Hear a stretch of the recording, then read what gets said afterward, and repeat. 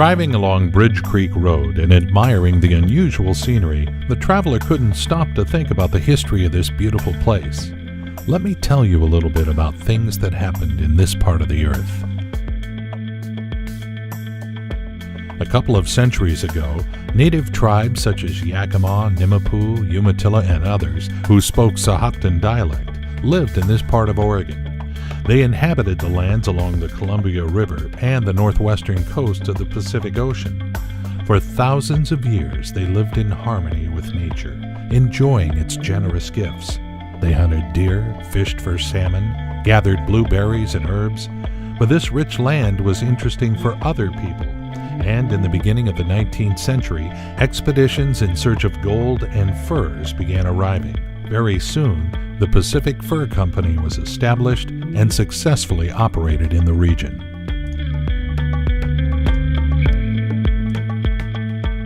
An experienced hunter, trader, and miner, John Day was accepted to one of such expeditions. A tall, handsome, and reliable man, no longer young, Day with his team were headed to Fort Astoria at the mouth of the Columbia River. On their way, Day fell ill, and together with his friend Ramsey Crooks, lagged behind their expedition. Having overcome the illness, hunters continued their journey and reached the place where the Macho River empties into the Columbia River. But here they faced another failure. They encountered hostile Indians who took their clothes and personal belongings away. Only a miracle could help these hunters pull through and get to the fort in safety. Subsequently, a place where this unpleasant incident took place, as well as the Columbia tributary stream, was named in honor of John Day.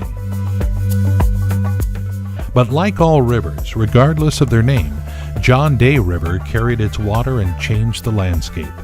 Washing the soil out, exposing it to erosion, the river revealed the lower layers of the earth, which kept lots of fossils and millions of years old history, causing the earth to open all of its secrets. These revealed secrets of the Earth's history in this region attract thousands of archaeologists, geologists, and paleontologists. The John Day Fossil Beds National Monument is visited daily by nature lovers, adventurers, photographers, and artists.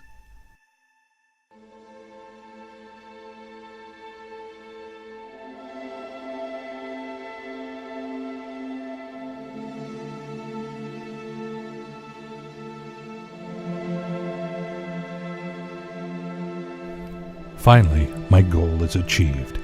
I'm on the top of the hill at Carroll Rim Trail.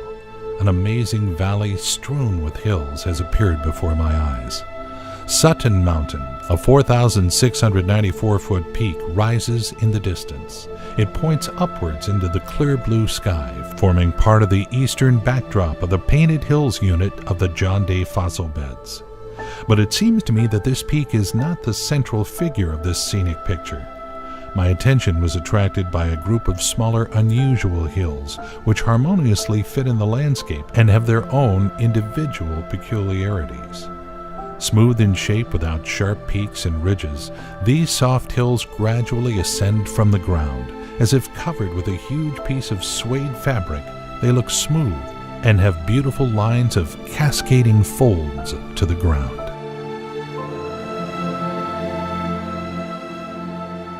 The shapes of these hills are not so amazing as their attractive color. Their horizontal lines are painted as if with a talented artist's brush and have the perfect combination of red and green colors. At various times of the day, as well as at different times of the year, they tend to change its color. It is this colorful palette and its surrounding nature that tells interesting facts about the history of our planet. Here's an interesting one. Around 100 million years ago, this part of the continent was the bottom of the Pacific Ocean, and the coastline was at the level of nowadays Idaho State. With the advent of the Cenozoic era, 66 million years ago, under the influence of tectonic forces, this part of the land began to rise, and the shoreline moved to the west. At the times of the Eocene period, 44 million years ago, numerous lava and mud flows generously covered the land, burying forever the plants and animals met on their way. Tropical and subtropical fruits, roots, branches of the trees, seeds were canned and turned into fossils. Archaeologists still find fossilized palm leaves here, along with avocado trees and other subtropical plants which are 50 million years old. At that time, the climate in this region was warmer and more humid than in the 21st century. Also during geological searches in this area, scientists have found the remains of large mammals such as an amynogont, an early ancestor of the rhinoceros, a hyenodon, a huge ancestor of hyenas, a Patriofelis, a giant cat that was able to grab prehistoric horses.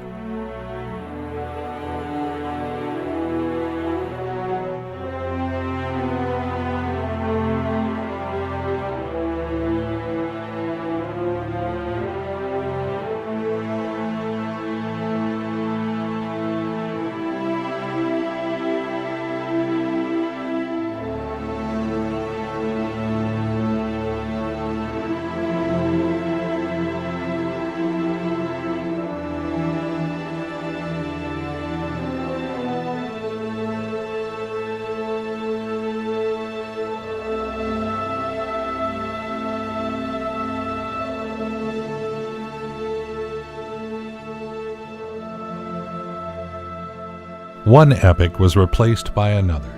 New forest grew in the place of lava flows and was also destroyed by volcanoes such as Mount Hood. These changes resulted in formation of the famous colored chemical composition. The black layers are represented by brown coal that grew in the banks of ancient rivers. Argillite, silt, and argillaceous slate add gray color to the palette. Red color has laterite, which was formed by the bottom fluviatill when the climate in the region was humid and warm. Nature did its best, and the results of its numerous creations and destructions are now witnessed with admiration. This landscape captivates visitors and gives the impression of being on another planet.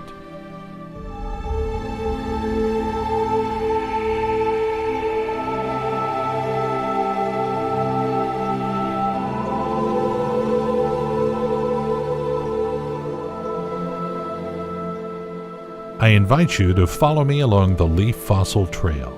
Take delight in the views of Sagebrush Prairie with a picturesque feature called Laurel Hill. As well as other painted hills, it can tell a lot about the past of this area. Around 30 million years ago, a hard-leaved forest was found on the territory of this arid prairie. The climate changed to the warm and humid when the forest looked more like a jungle. The climate was characterized by concrete seasons. The forest was surrounded by beautiful lakes and marshes and consisted of the ancestors of present elms and alders, beech and birches, maples and oaks. Every year the forest dropped from the crowns of the trees tons of foliage. This foliage was discovered forever covered with volcanic ash in the lower layers of Laurel Hill. The leaves that were found during research in this area showed that such species as a metasequoia grew here. It should be noted that this tree was considered to be vanished, but in the early 20th century, its living specimens, though at risk of extinction, were found in China.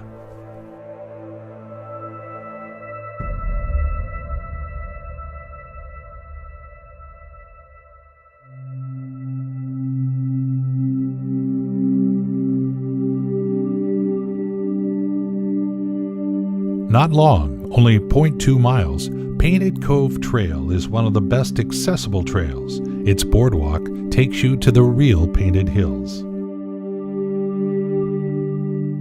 The name of the path speaks for itself. It's very colorful and surprises even experienced hikers. The trail leads along the red and golden clay hills and receives its color from ferric oxide. This is a truly amazing sight which I cannot stop looking at.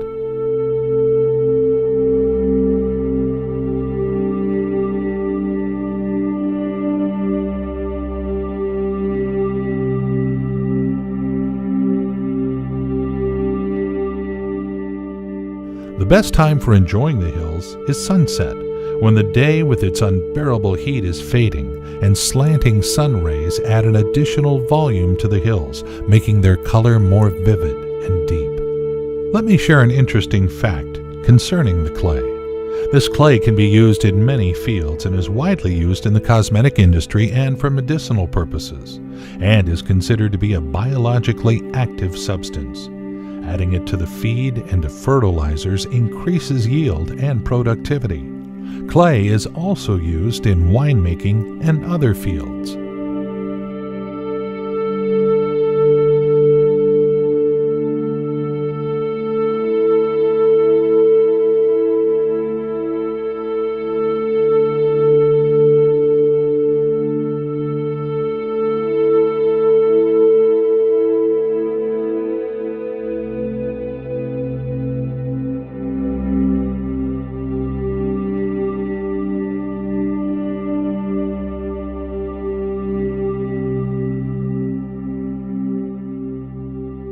Red Scar Knoll Trail is the newest route at Painted Hills Unit. A flat trail runs around the picturesque hill of red and purple argillaceous slate. On the way, you can encounter small groups of cedar and other lonely trees that stay in perfect harmony with the yellow burnt grass.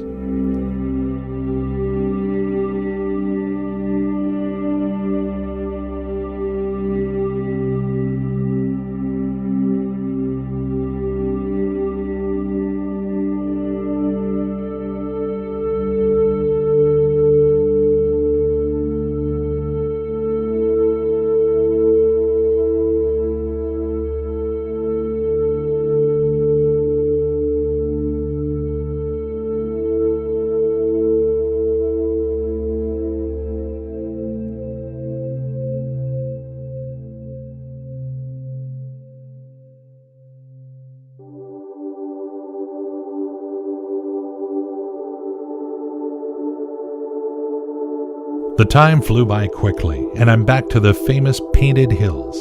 I decided to look at them from a different angle and in the evening. Painted Hills Overlook Trail is the perfect location and is situated opposite the Carroll Rim Trail. In the evening coolness, the hills look quite different. The condensed moisture is absorbed by clay hills, saturating the colors.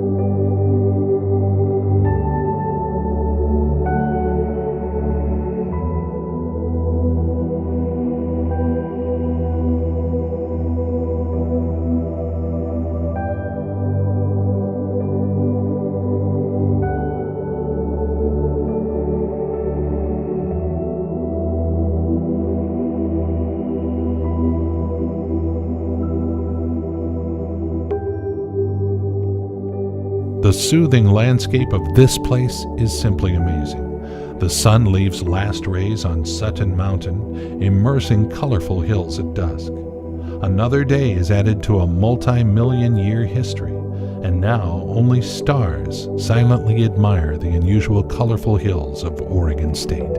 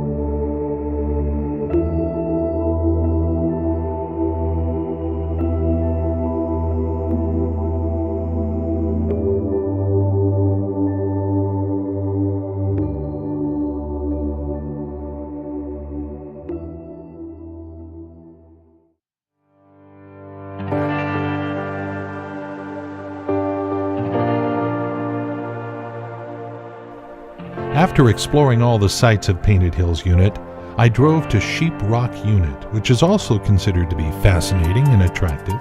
There are 5 trails that expect me, each one with its peculiarities, all of them located in the John Day River Valley.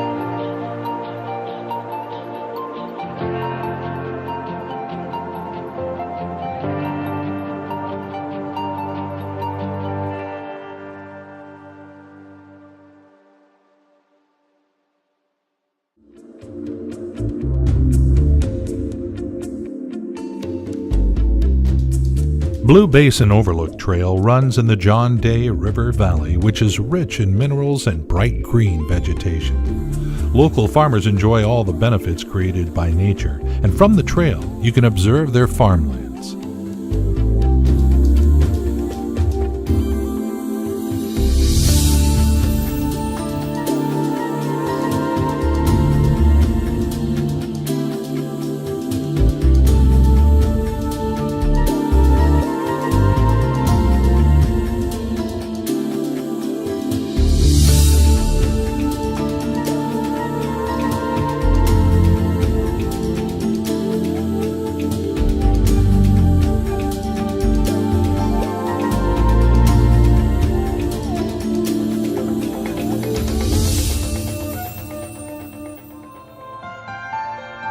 This wonderful 3.4-mile loop trail opens views of the mountains with gorgeous bluish tint. These hills created from petrified volcanic ash. Special minerals found in the soil in quantity add this magical bluish tint.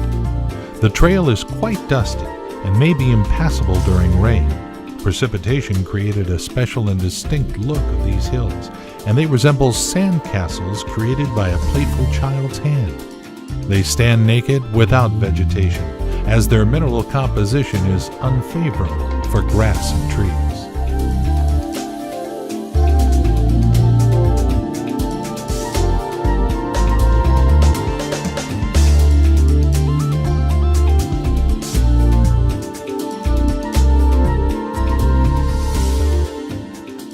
Admiring the unique landscape, I traveled to the place where I could observe extraordinary mountains. Flood of Fire Trail took me there. It's short, 0.25 miles, and gently ascends and crosses a ridge, taking hikers to a viewpoint that overlooks the John Day River Valley and the surrounding basalt cliffs. At this time of the day, the gray cliffs have a special turquoise hue and stand out against the yellow-brown hills, covered with withered turf.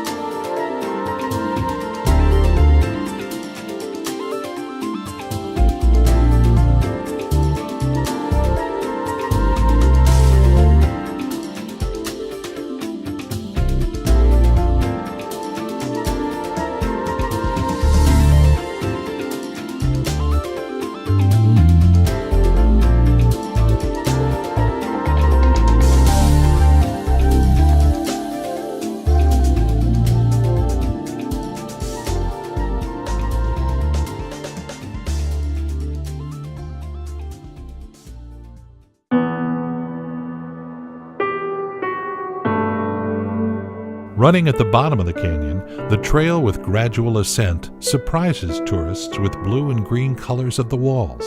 This 1.3-mile trail opens old historic fossils of prehistoric animals and plants. The volcanic ash that was turned into stone can tell a lot about the history of the state and the entire continent.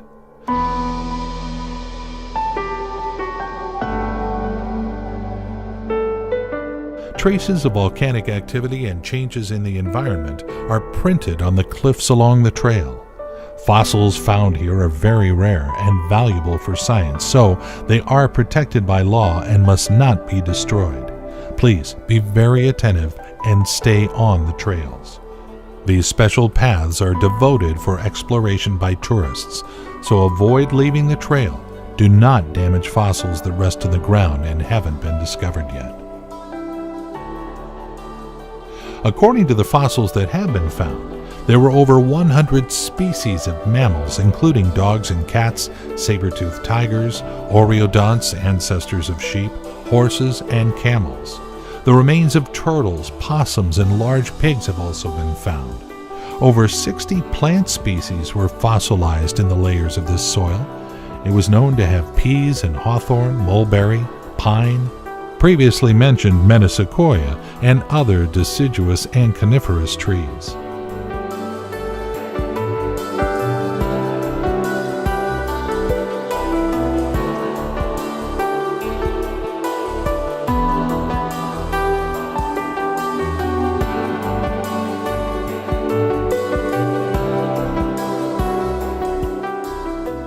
Today, the flora of the park is diverse thanks to 80 soil types, which are scattered among the hills and are mixtures of minerals of different consistencies.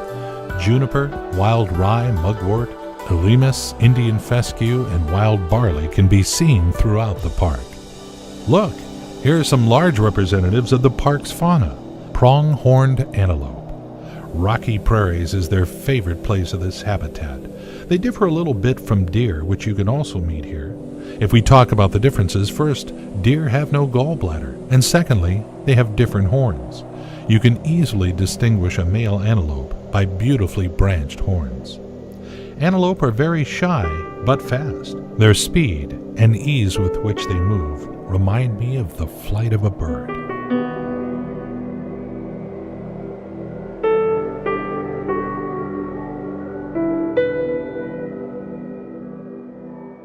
The main predators which antelopes need to avoid are coyotes and cougars.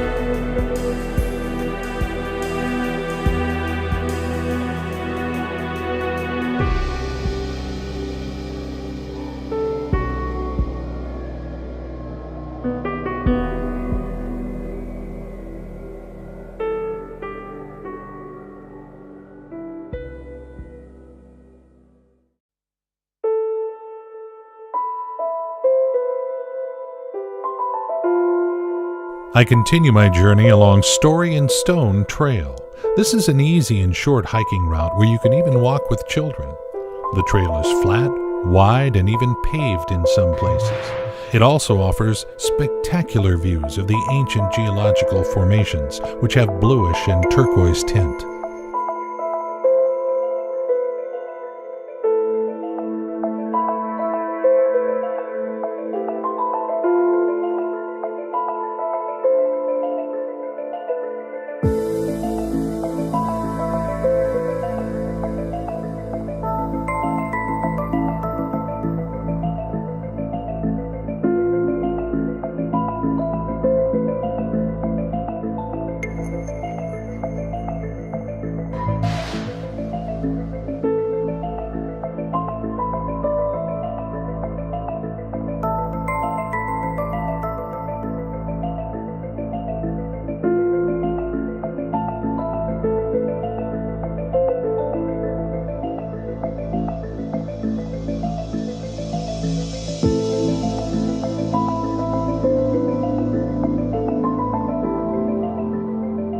Going down to the John Day River, I found myself in a green oasis surrounded by high hills. Here, hikers will find the offices of the rangers and a farm, a museum with exhibits of agricultural machines of different times, some of which are very old, when horsepower was used to make some of them work. You may also see equipment with a combustion engine.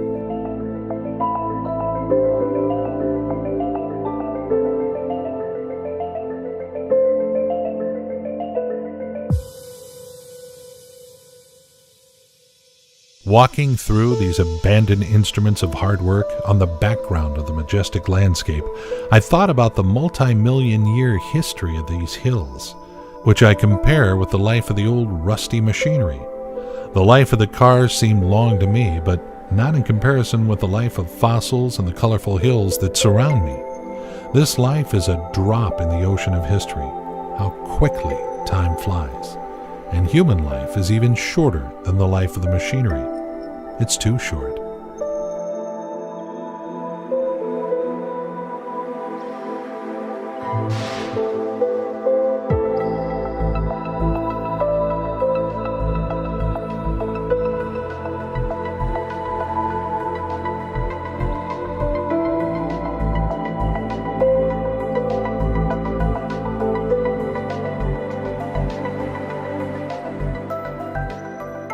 The empty stable where horses once rested after their field work plunged me into a meditative state. And so, to brighten up, I went out to the river. A clean and shallow creek was bawling among the rocks, surrounded by green stripes of tall grass and bushes, along with willows. On the opposite side, stepped mountains, sometimes overgrown with rare trees, showed their colorful side bearing soil erosion and a beautiful and calming view.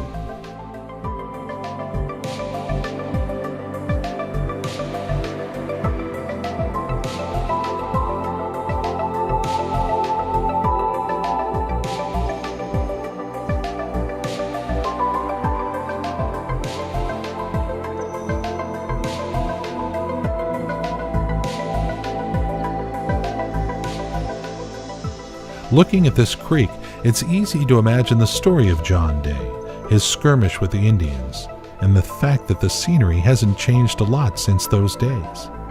While I was thinking, I almost stepped on a rattlesnake lurking in the tall grass. Be careful and cautious. Look not only around, but also under your feet.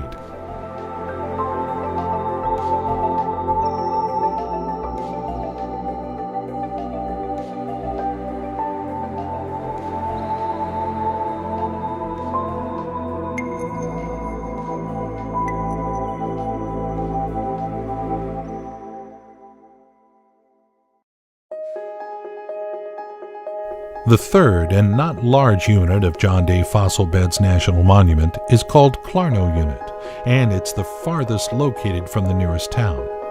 A visit to this part of the park is the last thing for many hikers and tourists, but the most ancient prehistoric fossils are concentrated here.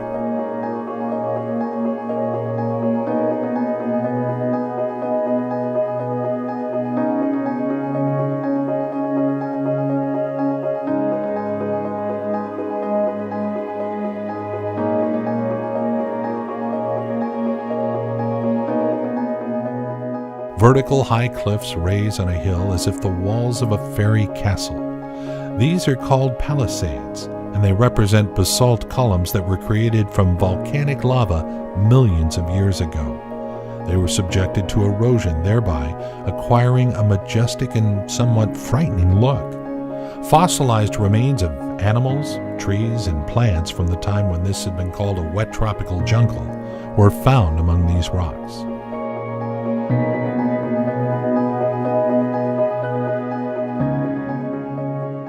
These silent and severe at the same time giants have survived a lot in their lifetime, but they stay firmly and confidently like knights peering into the distance. Arch and geological time trails run along these beautiful columns. If you follow this trail, you'll be able to reach the height of about 200 feet and to enjoy in the rocks the extraordinary arch created by time and erosion, as well as petrified logs and traces of ancient rainforest immured in the giant boulders that are scattered along the trail.